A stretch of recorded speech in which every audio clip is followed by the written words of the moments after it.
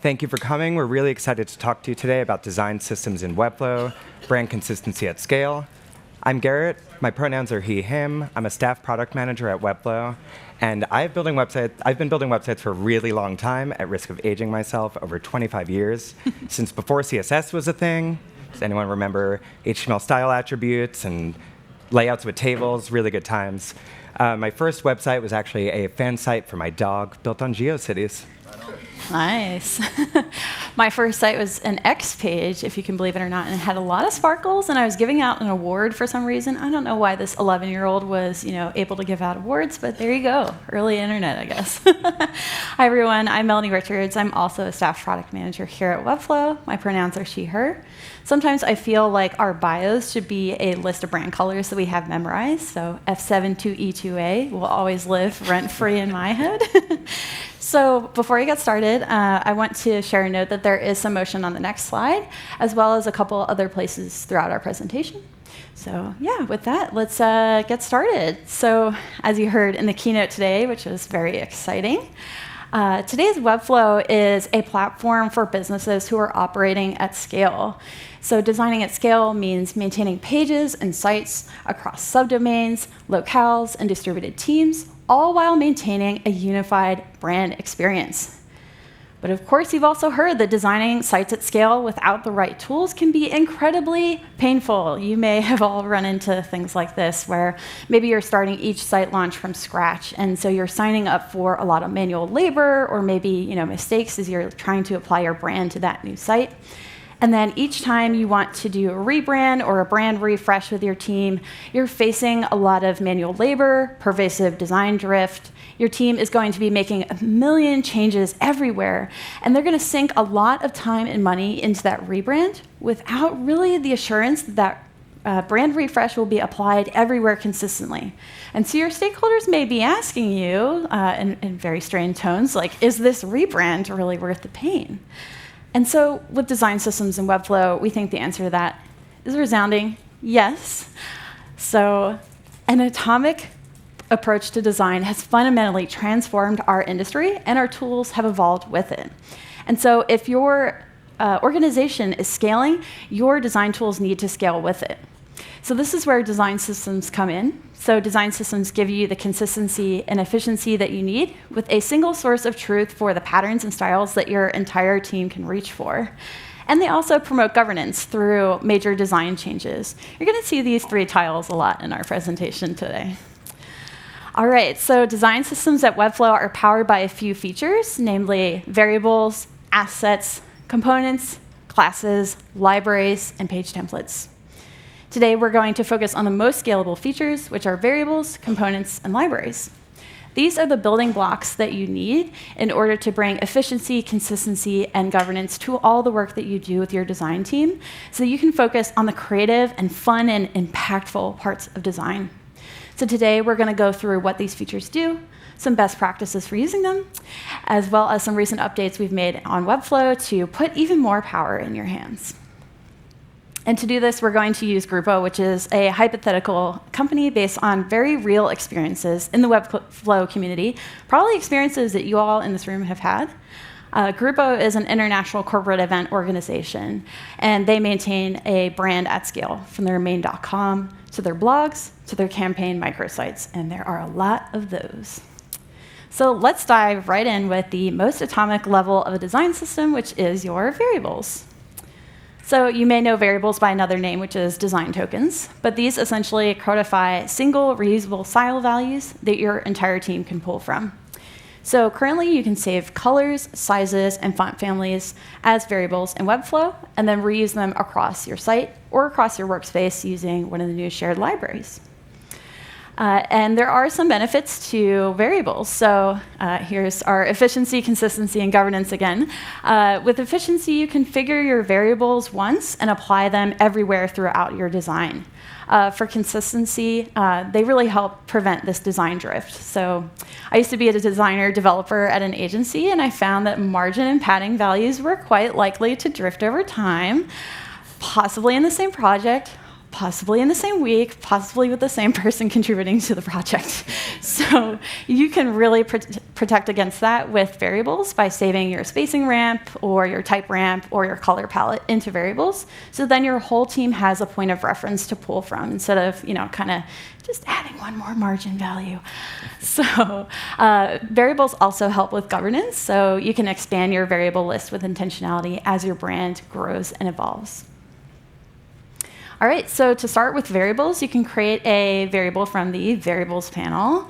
And Webflow variables are essentially CSS variables under the hood, or CSS custom properties for the code nerds in the room. You know who you are. But this is great because if you like, you can actually copy and paste the name of the variable from Webflow and paste it into your custom code if that's something you would like to do. But in any case, after creating a variable, you can reference it from the style panel. So you can go to various different style properties and actually link the value to the variable instead of having to hard code those values. And what that does for you means that anytime that you make an update to a variable value, that update is going to propagate everywhere across your designs. So instead of having to hunt and peck for every time you use that color or that size or what have you, it all just works. All right, so an example of this is the Grupo homepage. This is the old version of the Grupo homepage, and I don't know, it's not feeling too cute. Like the typography is a little bit dated, the color is feeling a little stale. And so the Grupo team really wants to make this modern and fresh and clean. So one of the great things that they have done is they have saved their variable or their values to variables in the style panel. So here in the typography section, everything in purple is linked to typographic values or color values. So this is a great way to prepare a design. Very demure, very mindful. Everyone's on the internet, huh? All right, and so what this means is that they can make these single variable updates, and then that propagates out throughout their entire design. So this is now clean and modern, and they've saved a ton of time by doing this. We do have some best practices for you when it comes to using variables. So they are most appropriate for, as I mentioned, reuse style values. So if you want to use something across the site or across your workspace, great time to make a variable. Should I use a variable just for any style value? Oh, that's a great question, Garrett. And totally planted. So we actually don't recommend using a variable for every single style value you have. If you're only using something once, you're not going to really get the benefit of reusability, and you might clutter up your variables. So if you have kind of a one-off style, just set it aside for now.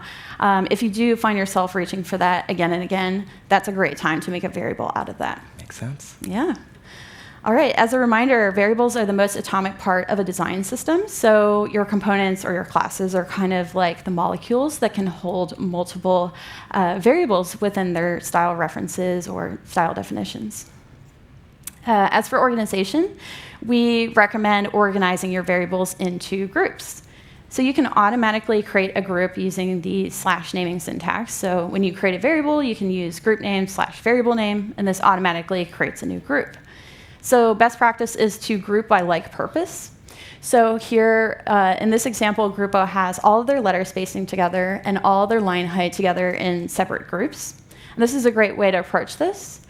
Some other inspiration might be theme values or component-specific values, or potentially separating your primitives and your semantics.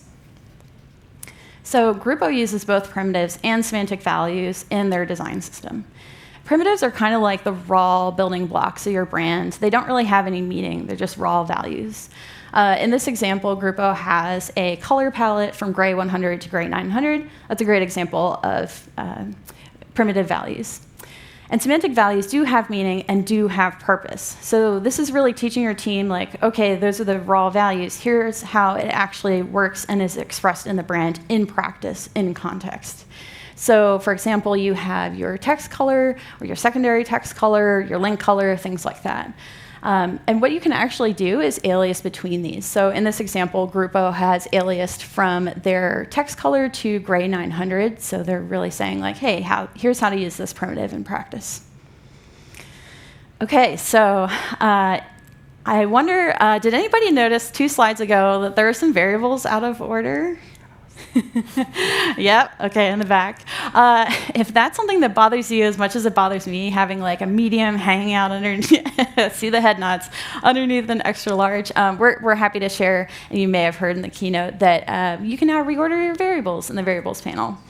So we've recently updated this panel so that you can reorder individual variables, entire variable groups as well. And we also have bulk actions, so you can group, move, or delete your actions or your variables in bulk. So really kind of cleaning things up, managing things really quickly. In other recent updates, we've also improved integrations with Webflow variables. So for those of you who use both Figma and Webflow, you can sync your variables over to Webflow using the very aptly named Figma to Webflow plugin. Love when it does what it says right on the tin. But in any case, you can bring over your color values, your size values, and we recently updated this so that you can bring over your typographic values as well. And we're not stopping there. You know, as you've heard, we still got a lot more great things coming out. So you heard it here first, folks, in this room. Number and percentage types are coming very soon to Webflow variables. So this includes a unitless... Thank you. This includes a unitless number variable and a percentage type as well. So unitless has a lot of great use cases, but my favorite one is typographic values. So font weight can be stored here now, and maybe a unitless line height. So Drupal has 1.2 or 1.6 in their line heights. That can now be stored as a variable. And the new percentage type can be accepted anywhere in the style panel that accepts a percentage unit. So lots of different use cases for this. Some great ones include dimensions and effects. All right, folks, well, I've said the word variables way too many times today, so let's pass it off to Garrett to talk about components. Thanks. I just love that the keynote was so jam-packed that we get to share something brand new with you guys today. So, components. Whereas variables are the most atomic unit of a design system, components are entire building blocks of structure and styles. When you create a component, any designer or marketer on your team can add an instance of that component to the page in design or in build mode. And updates to the main component are propagated to every instance of that component, ensuring consistency. You decide what parts of a component are configurable, providing flexibility with guardrails. Components come in all shapes and sizes, from headers and footers that are meant to be the same across your site, to sections that are meant to provide consistent structure, styles, and layout, but with unique content everywhere they appear. Or smaller components like badges, buttons, cards, that are building blocks for larger components. And configurability is really where components shine. So for components that need unique content or settings on each instance, Webflow offers properties or props and slots. When designing a component, you could connect individual elements to props to allow text, images, links, and a lot more to be customized on each instance. This component has props for headline, text, and image, allowing each instance of the component to have unique content without editing any of the elements or styles directly. This summer, we also introduced component slots, allowing you to create a lot more modular components with placeholders for entire content areas. The slot in this instance can be filled with any combination of other components, like CTAs, customer logos, or additional statistics. Grupo has a destination card component that they use to highlight locations throughout their site. With props, they could set unique content on the destination card in design, build, and edit mode. Those props can also be connected to the CMS, automatically populating with their latest content from their collections. And when they make changes to the main component, like adding a capacity badge, all of the cards are updated as well, and they have a new prop so that a unique number can be set on each instance. Some best practices when using components. So first, we encourage liberal use of components. I actually like building entire sites from components alone. I encourage you to try it. At a minimum, anywhere you repeat UI, you should create a component. So Garrett, I have a question. I have like a page that's repeated a bunch of times on a site. Should I make a component for the entire page? Generally, we recommend that a section is probably as big as you want a component to get. But that does sound like a really great use for our new page templates feature. Oh yeah, I should check that out. Next, props. So some components, as I said, they're meant to be the same everywhere. But most components require some amount of configuration. That's where props come in. First, they allow you to edit content. So these are things like text, images, videos. But you can also use props to control visibility for optional content. So the visibility prop allows you to, for example, show and hide a badge or a CTA that might only apply on some instances of a component. But if you find yourself with a lot of optional content, instead of using a ton of visibility props like you might have before, that's where slots come in. So they allow you to create areas where other components can be placed in, allowing you to have the same component with completely different content in different places. You can also use slots for common container utilities, like different column layouts and grid layouts that you want to be consistent. You can use those to build up other components with those same consistencies. Also, for agencies and freelancers in particular, props and slots are a really, really great way to give your clients tons of flexibility without ever having them have to touch the style or structure directly. We've been investing a lot in components recently. You can now keep components more organized with groups and searchable descriptions. See a preview on Hover in the component panel before adding anything to the canvas. And jump to any instance of a component in just a click or 2 clicks with the Show Instances action. And this morning, we announced component style variants, which I'm so excited about. They will soon allow you to define multiple styles on a single component. So Grupo can now combine their multiple destination cards into a single component with vertical, horizontal, and compact variants. This not only makes it more efficient to find and build with components because your library is much smaller, it also helps to ensure consistency. When you update the base component, all of the variants get updated as well. So Grupo can now update all of their destination cards with ease. That's components, and until just a few months ago, variables and components were isolated to a given site. This summer, we introduced libraries, allowing customers on growth, agency, and enterprise plans to share their components and variables across every site in their workspace. Libraries make it easy to share, discover, and leverage designs created by your entire team. They serve as a single source of truth, ensuring brand consistency on all of your web properties, and libraries include effective change management workflows for when your design system evolves. You share, install, and update libraries from the new Manage Libraries modal, which is at the top of the Components panel or the Variables panel. From a source site, you can share a library containing all of the components and variables on that site. Then you install that library on any site in your workspace to start building with those resources right away. And when your variables or your components change, as they always do, you can easily share updates from the source site. Each site with the library installed gets to review and accept those changes when they're ready. And when a component is deleted or when you uninstall a library, a site copy is made of every component and variable you used automatically, so you never lose your designs. Once installed, building with libraries will be completely familiar, and they really just get out of the way. Connect any supported style to a library variable in the right panel, just like site variables. But of course, to ensure cross-site consistency, the value of those variables can only be edited on the source site. Components are similar. Library components, drag them right to the canvas in design or build mode, just like site components. And the main component can only be edited on the source site. And that's where props and slots really shine, allowing your designers, marketers, and editors to customize any instance of a library component without ever having to go to the source of truth. Grupo uses libraries to build multiple sites quickly and consistently. Recently, they redesigned their card components and updated a few variables.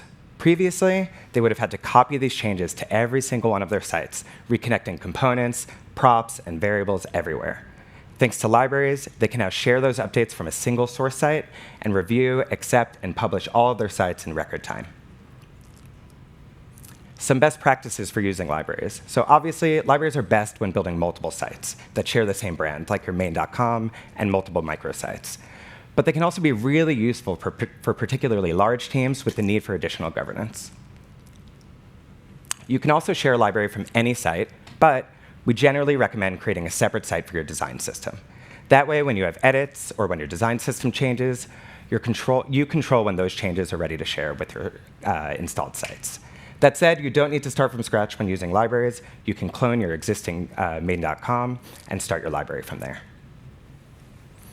Finally, for agencies and freelancers, if you're building in your own workspace and then transferring to a client, the library is uninstalled before you transfer. But library components and variables on the transfer site are replaced with site components and variables automatically. Like variables and components, we are regularly updating libraries. So now custom fonts and Google fonts from the source site are automatically added when installing a library. And we've expanded element support so that components that contain a locales list or the new Rive element can now be shared with libraries too. Libraries make working with sites so much easier. I really love this quote from Brian, who had this to say after participating in our libraries beta. Libraries will change our entire company's Webflowing approach. We've been using Webflow for 10 years, and this is easily one of the most game-changing, paradigm-shifting features to be released. We are stoked. And I am just really stoked on all the things that we've gotten to share with you today, so let's bring it all together. With a full atomic design system, the Grupo team can now ensure that all of their sites are on brand and new sites are brought to market as quickly as possible. They use variables to store single style values. They reference variables and components and class styles. And they use libraries to share those variables and components across each of their branded sites. Instead of debating if brand updates will be worth the effort or sinking time into pesky visual bugs, the team at Grupo can flex their creativity and productivity while publishing new experiences and campaigns really quickly. Webflow's design system story started about 10 years ago with the addition of components, then called symbols. We had powerful updates in the years since, like global swatches, nested components, and props, but we've really upped our investment recently. So this was the first 8 years, and this is last year alone. Saw the addition of variables, the ability to copy and paste from Figma, component improvements, and designer APIs. And this year has been even bigger, with libraries, Figma sync, page templates, and slots, along with major improvements to component and variable management, new variable types that we announced, and soon component style variants. And there's a lot more to come to empower you, your teams, your clients to design and build at scale. And speaking of more to come, if you're interested in helping us with what's next, we're really excited to offer all of you the opportunity to sign up for our component style variants beta so that you could test out our latest and greatest and give us feedback on what we can make better. And don't worry, we'll keep this up. Awesome. Thank you so much, everyone, for joining us today. Really been a pleasure talking to you about design systems. We'd love to open up the floor now for questions, so we'll have someone coming around with a microphone. If you want to ask a question, please just raise your hand. When would you say is the best time to build a design system in Webflow?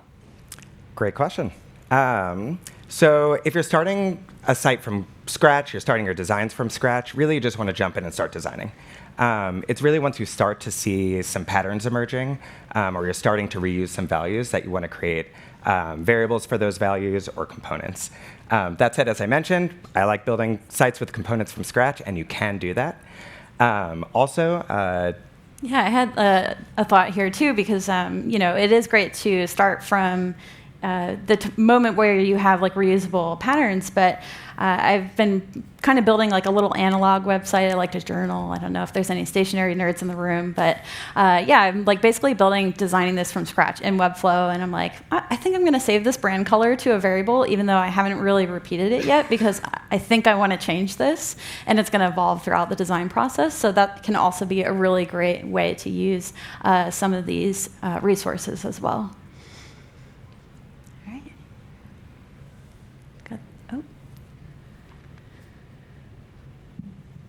Sort of a similar question I find when I'm starting a new project and setting up the design system. Like, I have a style guide starter that I use from FinSuite that I then modify, but I'm finding it's still taking me like hours to set up between variables and setting up the nav. And is there any suggested faster way, or does it take hours?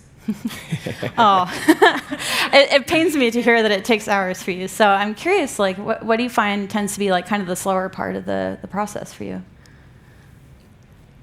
I like to set up, part of FinSuite's style guide has like text color black, text color white. Mm-hmm. I clone them all for the text colors of the brand colors, and likewise background color, white, black, background, like same thing. Mm-hmm. It's almost like I wish there was an app to just like duplicate it over with the brand colors. But I'm just wondering if there's any way to use a component or a library, but it's not a microsite of a different brand, but it might I don't know.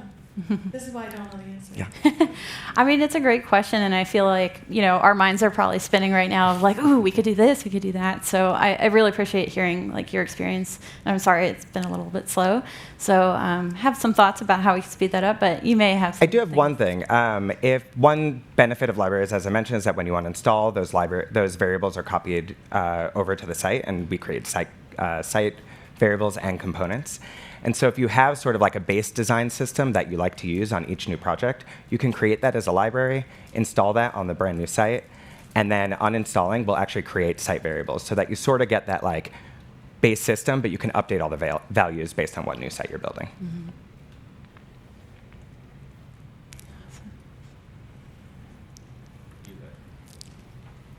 So I just have a quick question. We had a brand that we built a website for, and then we also built another website for their landing pages, and they share pretty much all the same variables and components. I think it's the perfect use case for libraries. The problem is we built it before libraries existed. Mm-hmm. So my question is there any way, or what's the best workflow for creating a library and getting those two websites in sync? Mm-hmm. They already have the same styles, they already have the same variables, they already have the same components, but I don't know if there's a way to just say, hey, find that same component in a library and connect yourself. Or is it kind of just a manual process? Right now it is manual. We're definitely aware of the friction there. One thing you can do, it's a little bit hacky, but it's definitely faster than just replacing everything manually.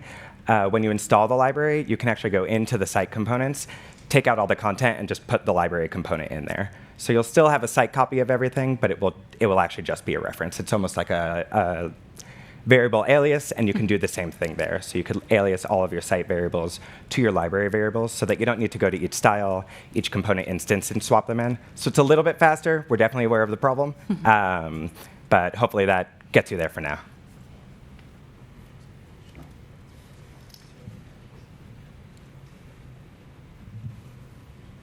I believe that right now when using variables in libraries, if you install that in the CSS custom property, it adds like a prefix to like prevent any collisioning. Is there any best practices for that if you reference variables a lot in custom code? Does that prefix change, or you just kind of figure out what that is on the front end and make sure you're consistent?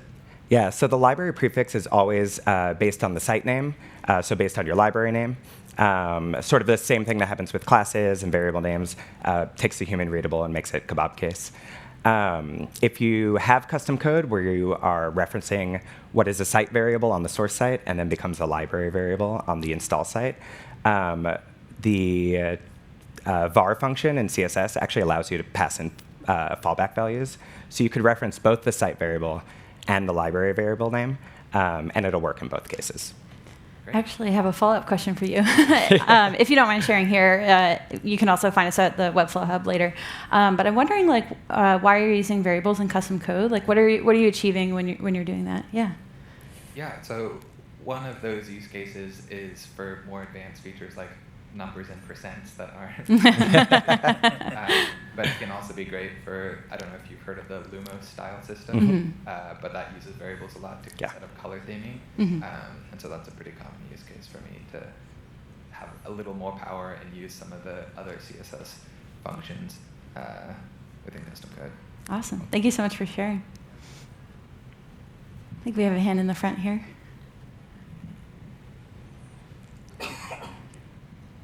I'm just curious to hear from the Webflow team how currently you handle variables at cross breakpoints, because currently it's not possible natively. So if you create different groups of variables depending on the breakpoint, like desktop, tablet, landscape, and such. Yeah, so right now that is the current best practice, but we're aware of the need to, kind of swap out values responsibly or in other contexts. So definitely something we're thinking about, just getting started here today. But yeah, so thank you so much, and maybe we can connect as well to chat about your use case there too.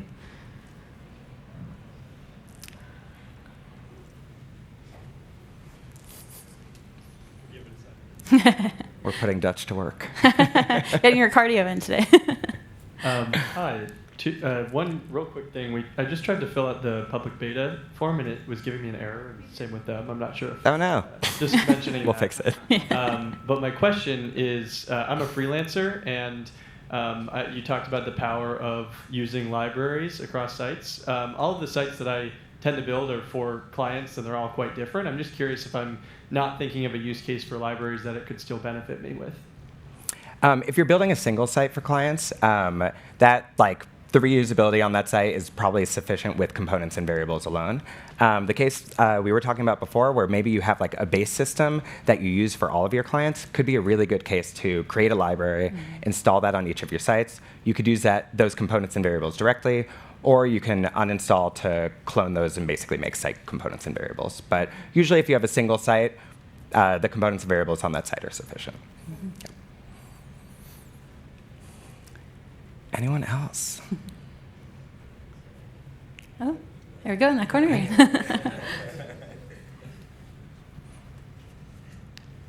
Hey, so at my company, we have a few clients that are very much not developers. Yeah.